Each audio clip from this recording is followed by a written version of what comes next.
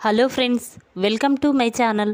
Friends, మా ఛానల్ని మీరు ఫస్ట్ టైం చూస్తున్నట్లయితే తప్పకుండా సబ్స్క్రైబ్ చేసుకోండి.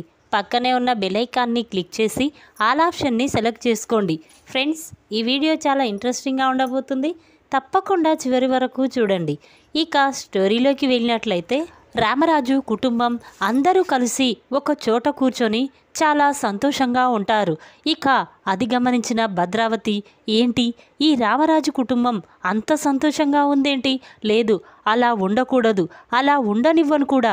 వీళ్ళు ఇంత సంతోషంగా ఉన్నారంటే నా కుటుంబంలో నేను ఎంత బాధపడుతున్నానో వాళ్ళకి తెలియాలి అని చెప్పి ఇక భద్రావతి వెంటనే ఇంట్లోకి వచ్చి, ఒరేయ్ సేనాపతి, పదరా, ఆ రామరాజు కుటుంబం అంత సంతోషంగా ఉండడం నేను చూడలేకపోతున్నాను. నీ కూతుర్ని తీసుకువెళ్ళేటప్పుడు ఆ ధీరజ్ గాడు మన ఇంటి 7 వారాల నగలు కూడా తన దగ్గరే ఉంచుకున్నాడు. పదరా, వాటి గురించైనా వాళ్ళతో గొడవ పెట్టుకుందాం అని చెప్పి ఇక భద్రావతి వెంటనే చాలా కోపంగా రామరాజు ఇంటి దగ్గరికి వచ్చి, ఒరేయ్ రామరాజు, బయటికి రారా అని చెప్పి గట్టిగా పిలుస్తూ ఉంటుంది. ఆ మాటలు విన్న రామరాజు, ఏంటి భద్రావతి, ఏంటి మాటలు మర్యాదగా రాని, ఒరే అని పిలుస్తున్నా? అసలు ఇప్పుడు ఏం జరిగింది? మళ్ళీ గొడవ పడుతున్నారు అని రామరాజు అంటాడు. అప్పుడు భద్రావతి, చూడు, నీ కొడుకు నీలాగే నా మేనకోడల్ని తీసుకువెళ్ళి పెళ్లి చేసుకున్నాడు కదా, ఆ రోజు మా ఇంటి 7 వారాల నగలు కూడా దొంగతనం చేశాడు, అవి తీసుకురమ్మని చెప్పు అని భద్రావతి అంటుంది. ఆ మాటలు విన్న రామరాజు, చూడు, నా కొడుకు అలాంటి పని ఎన్నడూ చెయ్యడు, నా కొడుకు మీద అంత నాకు నమ్మకం ఉంది అని రామరాజు అంటాడు. అప్పుడు భద్రావతి, ఏంటి నమ్మకం ఉందా? ఏది తీసుకోలేదని నీ కొడుకుతో చెప్పించు అనగానే అప్పుడు ప్రేమ మాత్రం తన మనసులో, ఇదేంటి, ఆ కళ్యాణ్ గాడు ఆ రోజు డబ్బు నగలు తీసుకొని మా నుండి పారిపోయాడు, ఇప్పుడు ఆ 7 వారాల నగలు తెమ్మంటే ధీరజ్ ఎక్కడి నుంచి తెస్తాడు అని చెప్పి ప్రేమ అనుకుంటూ ఉంటుంది. ఇక ఇంతలో రామరాజు ధీరజ్ దగ్గరికి వచ్చి, ఒరే ధీరజ్, చెప్పరా, ఆ 7 వారాల నగలు నువ్వు తీసుకున్నావా? నీ దగ్గర ఉన్నాయా? చెప్పు అనగానే అప్పుడు ధీరజ్ సైలెంట్గా ఉంటాడు. ఇక అది గమనించిన భద్రావతి, చూసావా రామరాజు, నీ కొడుకు కూడా సైలెంట్గా ఏం మాట్లాడలేదంటే సైలెంట్కు కారణం అదే కదా అని భద్రావతి అంటుంది. ఇక వెంటనే రామరాజు, చెప్పరా ధీరజ్, నిజం, ఆ నగలు నీ కాడ ఉన్నాయా అనగానే అప్పుడు ధీరజ్, అవునానా, నేనే తీసుకున్నాను అని ధీరజ్ అంటాడు. ఆ మాటలు విన్న రామరాజు ఒక్కసారి స్టన్ అవుతాడు. ఇక ప్రేమ మాత్రం, ఇదేంటి, ఆ నగలు ధీరజ్ తీసుకోలేదు కదా, ఇప్పుడు ఆ నింద కూడా తన మీద వేసుకుంటున్నాడేంటి అని ప్రేమ చాలా బాధపడుతూ ఉంటుంది. ఇక వెంటనే రామరాజు, ఇవ్వరా, ఆ నగలు తెచ్చి వాళ్ళకిచ్చేసేయి అని కోపంగా అనడంతో ఇక ధీరజ్, అవి ఇప్పుడు లేవు నానా నా దగ్గర అని అంటాడు. ఇక వెంటనే రామరాజు, ఏం చేశావురా, ఆ నగలని ఏం చేశావు అని రామరాజు ధీరజ్ని తిడుతూ ఉంటే భద్రావతి మాత్రం, ఏంటి రామరాజు, ఇంకా తెలియలేదా, ఆ డబ్బు నగలు ఎక్కడో అమ్మేసి ఉంటాడు, తనకి ఎంజాయ్కి ఖర్చు పెట్టి ఉంటాడు, ఇంకా నీ కొడుకు ఏ తప్పు చేయలేదంటావేంటి? ఒరే సేనాపతి, పదరా, వెంటనే ఈ ధీరజ్ మీద పోలీస్ కంప్లైంట్ ఇచ్చి ఈయన్ని అరెస్ట్ చేయిద్దాం అని భద్రావతి అంటుంది. ఆ మాటలు విన్న రామరాజు, లేదు, మీ నగలు మీకు ఇచ్చేస్తాం, అలాంటి పని చేయకండి అని రామరాజు అనగానే అప్పుడు సేనాపతి, ఏంటి, ఇప్పుడు లేవని చెప్పాడు కదా నీ కొడుకు, మళ్ళీ ఎక్కడి నుంచి తెచ్చిస్తాడు? పదక్క, వెంటనే పోలీస్ కంప్లైంట్ ఇచ్చి ఈ ధీరజ్ గారిని అరెస్ట్ చేయిద్దాం, అప్పుడు ప్రేమ వీడి గురించి నిజం తెలుసుకొని మళ్ళీ మన ఇంటికి వచ్చేస్తుంది, వీళ్ళు శాశ్వతంగా విడిపోతారు అని చెప్పి ఇక సేనాపతి అంటాడు. ఆ మాటలు విన్న ప్రేమకి చాలా కోపం వస్తుంది. నానా అని గట్టిగా అంటుంది.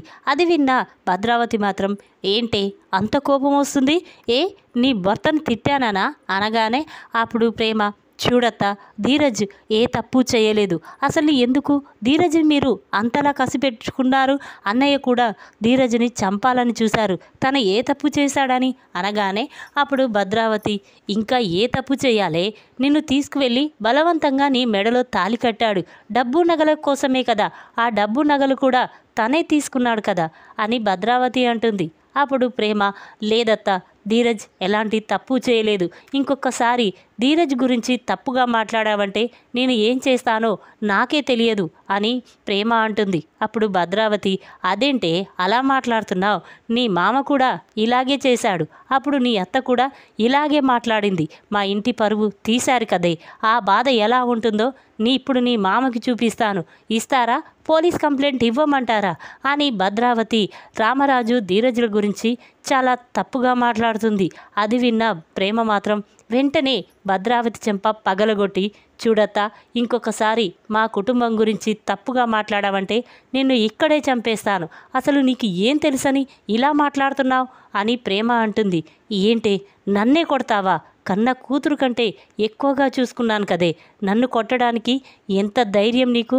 అసలు తప్పు చేయలేదంటున్నావు, మరి ఆ నగలు ఎక్కడికి వెళ్ళాయే? తెచ్చివ్వండి అని భద్రావతి అనగానే అప్పుడు ప్రేమ, చూడత్తా, ధీరజ్ నేను ప్రేమించుకోలేదు, పెళ్ళి చేసుకోవాలనుకోలేదు. అసలు ఏం జరిగిందో తెలుసా? అసలు నేను ప్రేమించింది కళ్యాణ్ అనే అబ్బాయిని ప్రేమించాను, పెళ్లి చేసుకోవాలనుకున్నాను.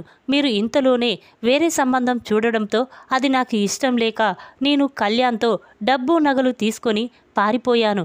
కానీ వాడు మాత్రం నన్ను ఒక హోటల్లో ఉంచి ఆ డబ్బు నగలను తీసుకొని నన్ను కట్టేసి వేరే వాళ్ళకి అమ్మాలని చూశాడు.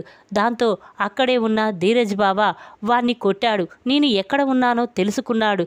ఇక వెంటనే అక్కడికి పోలీసులు రైడ్కు రావడంతో నేను ఎక్కడ బ్రోతల్ కేసు కింద అరెస్ట్ అవుతానోనో తెలిసి వెంటనే నా మెడలో తాళి కట్టాడు. ఆ రోజు నన్ను కాపాడాడు.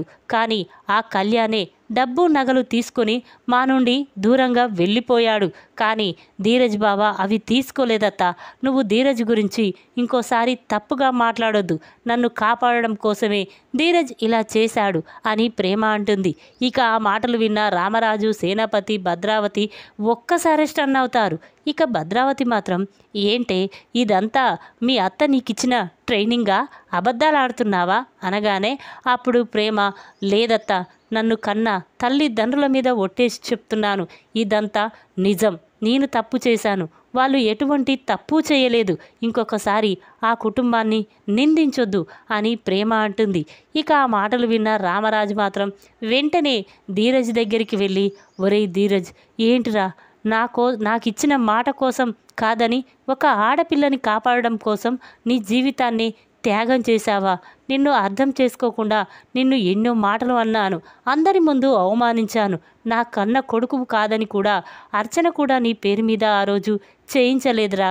కానీ ఈ విషయం ఆ రోజు నాతో చెప్తే నేను కూడా ఎంతో సంతోషించేవాణ్ణి కదరా అని చెప్పి ఇక రామరాజు అంటూ ఉంటాడు. ఆ మాటలు విన్న భద్రావతి, ఏంటి, నువ్వు కళ్యాణ్ అనే అబ్బాయిని ప్రేమించావా?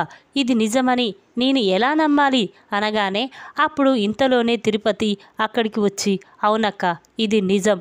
ప్రేమ కళ్యాణ్ అనే అబ్బాయిని ప్రేమించింది, పెళ్లి చేసుకోవాలనుకుంది.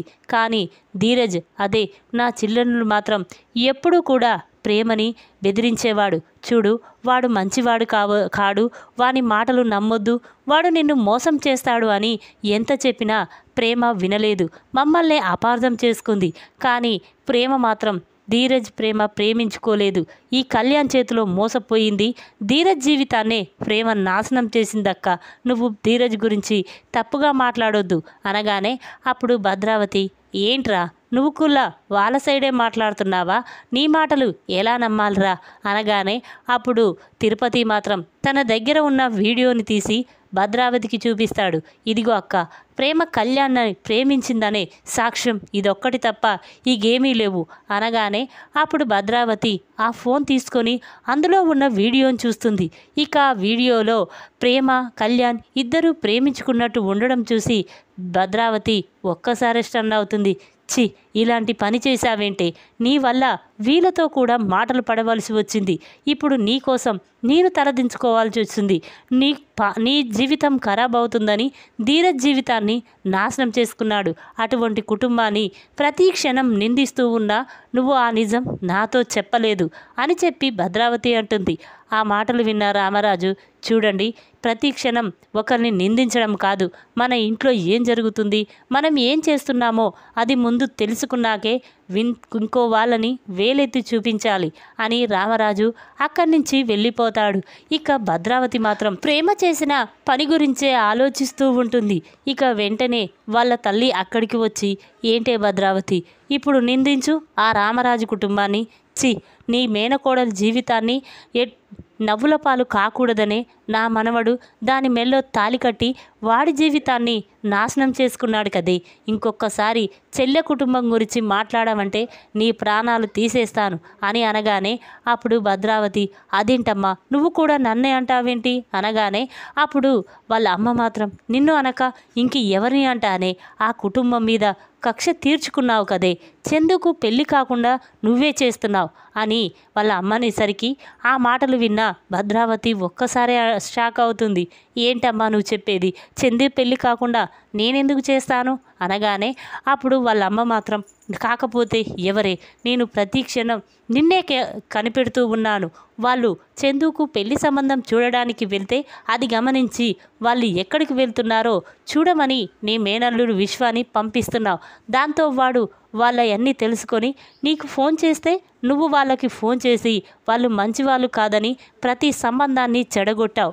పాపం చందుకి పెళ్లి కాకుండా చేస్తున్నావు అని ఇక చెప్పేసరికి ఆ మాటలు విన్న భద్రావతి, అమ్మ నన్ను క్షమించమ్మా, ఇక ఎప్పుడు ఆ రామరాజు కుటుంబాన్ని నిందించను అని చెప్పి ఇక భద్రావతి వాళ్ళ అమ్మని కూడా క్షమాపణ అడుగుతుంది.